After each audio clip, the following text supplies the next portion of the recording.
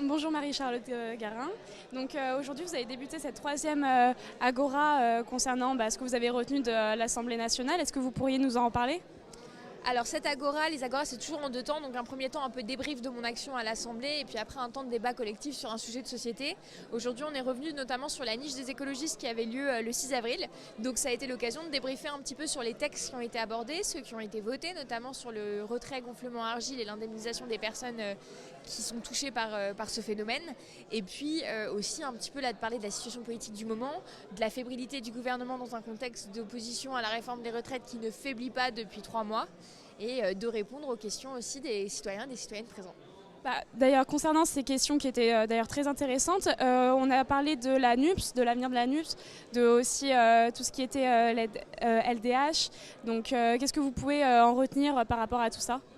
Sur la Ligue des droits de l'homme, de voir qu'en fait il y a un front politique mais plus largement médiatique assez uni pour la défendre face aux attaques injustes, voire même carrément autoritaires du gouvernement. Donc on fait en tout cas un front commun qui est très solide dans la défense de cette association d'utilité publique.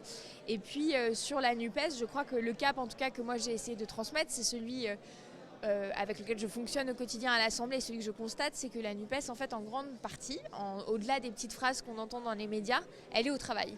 Elle est au travail et ça fonctionne, elle se renforce, elle est de plus en plus solide et elle n'a qu'un objectif, c'est-à-dire d'être l'alternative ni Le Pen ni Macron en 2027. Et par rapport à les manifestations, qu'est-ce que vous en pensez ? On vous a posé la question de qu'est-ce que ça allait engendrer peut-être pour plus tard. Est-ce que vous trouvez ça, difficile à mener ? Est-ce que vous pensez que ça a mené au bout des actions au final ? Est-ce que ça a joué un grand rôle ? Je crois que le signal qui est envoyé par les manifestations et le mouvement social, de manière générale, il est très fort. Il est tellement fort que même quand le président quitte la France, puisqu'en France il ne va plus parler aux gens et qu'il va aux Pays-Bas, on lui renvoie qu'il est le président de l'hypocrisie et de la violence. Donc quelque part ces manifestations, elles le poursuivent même à l'étranger et ça montre bien que ce mouvement social, il a une importance, il existe politiquement et qu'aujourd'hui il fait même trembler le gouvernement. Après il faut reconnaître qu'on est dans un contexte d'inflation très important.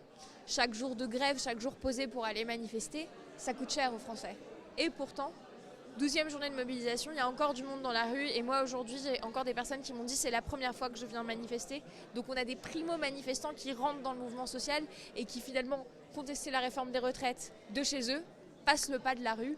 Et moi, ça me donne toutes les raisons d'être optimiste sur la pérennité du mouvement social, mais aussi sur l'éventualité d'un référendum d'initiative partagée qui viendra simplement confirmer qu'il y a 7 Français sur 10 aujourd'hui qui sont opposés à la réforme des retraites.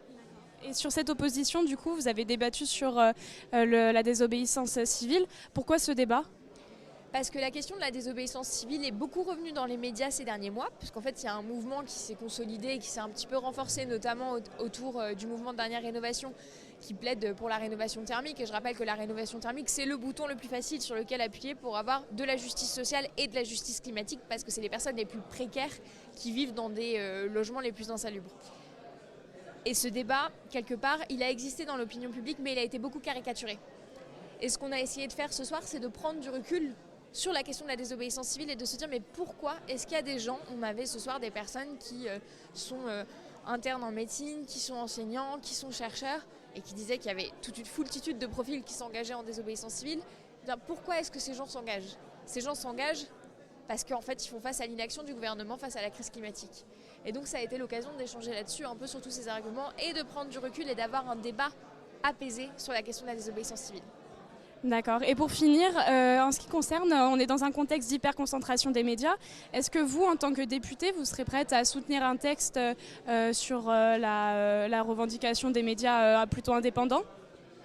Alors moi, je soutiens absolument la presse libre et indépendante et la pluralité d'opinion des médias, donc absolument. Merci beaucoup. Merci beaucoup.